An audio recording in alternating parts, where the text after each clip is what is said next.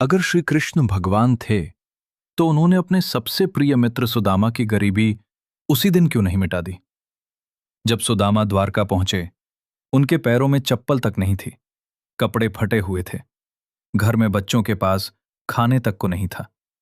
फिर भी श्री कृष्ण ने उन्हें सोने चांदी से भरी थैली या खजाना हाथों हाथ क्यों नहीं दे दिया? क्या भगवान अपने मित्र की मदद नहीं करना चाहते थे, या इसके पीछे कोई ऐसी सीख छिपी थी जो आज भी हमारी जिंदगी बदल सकती है? आइए जानते हैं। कहानी शुरू होती है। सुदामा एक गरीब ब्राह्मण थे, लेकिन गरीबी सिर्फ उनके घर में थी, उनके मन में नहीं।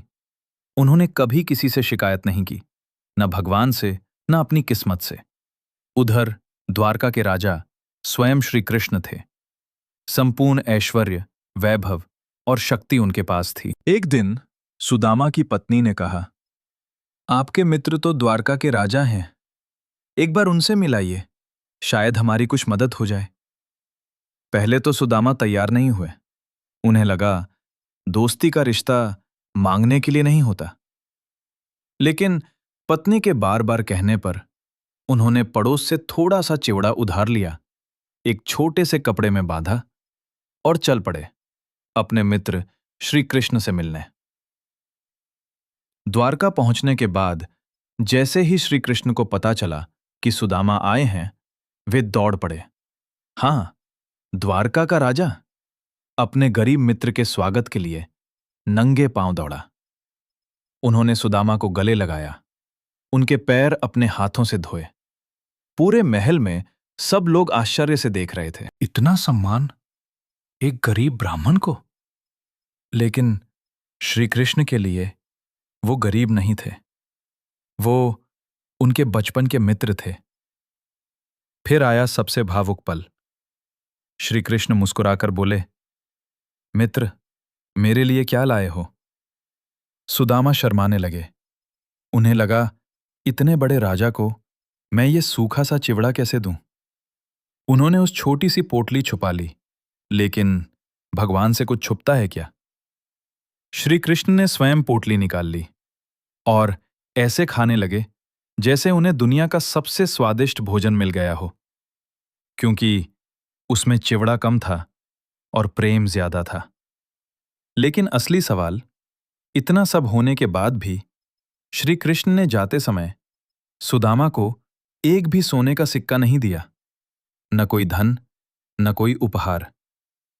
सुदामा भी कुछ मांगे बिना वापस चल पड़े। रास्ते भर उन्होंने एक बार भी शिकायत नहीं की।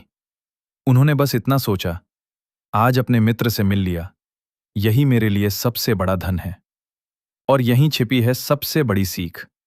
जरा सोचिए, अगर श्री कृष्ण महल में ही सुदामा के हाथ में सोने की थैली रख देते तो लोग क्या कहते? देखो, राजा ने अपने दोस्त पर एहसान कर दिया। लेकिन श्री कृष्ण दोस्ती को दया का रिश्ता नहीं बनाना चाहते थे, वो सम्मान बचाना चाहते थे, क्योंकि सच्ची मदद वही होती है जो इंसान की इज्जत भी बचाए। घर पहुंचे तो जब सुदामा अपने गांव लौटे तो उन्हें अपना टूटा हुआ घर दिखाई ही नहीं दिया। उसकी जगह एक सुंदर महल खड़ा था। परिवार खुश था, हर तरफ समृद्धि थी। तब उन्हें समझ आया, श्री कृष्ण ने सब कुछ दिया, लेकिन ऐसे दिया कि किसी के सामने उनका स्वाभिमान कभी झुके नहीं। आज के लिए श्री कृष्ण का उपदेश। हम अक्सर भगवान से कहते हैं, भगवान, मेरी समस्या अभी खत्म कर दो। लेकिन क्या पता भगवान हमारी मदद कर रहे हों, बस उस तरीके से जो हमें अभी समझ नहीं आ रहा। कभी कभी देर इनकार नहीं होती, वो तैयारी होती है। भगवान हमें सिर्फ सफलता नहीं देना चाहते, वो चाहते हैं कि जब सफलता मिले तो उसे संभालने की योग्यता भी हमारे अंदर हो। और एक बात हमेशा याद रखिए, भगवान सिर्फ हमारी जरूरतें पूरी नहीं करते, वे हमारा चरित्र भी बनाते हैं।